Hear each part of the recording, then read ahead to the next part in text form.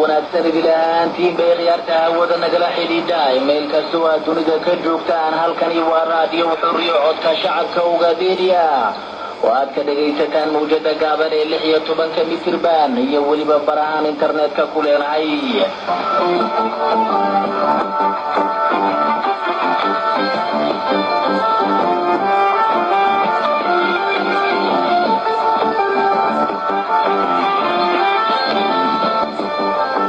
وعافينا جمعة فرتبيش مارسو سنة كلابدا كونية اللحية طبانكا سعادة أفريكا دبرنا واتدبدي في نمو بورا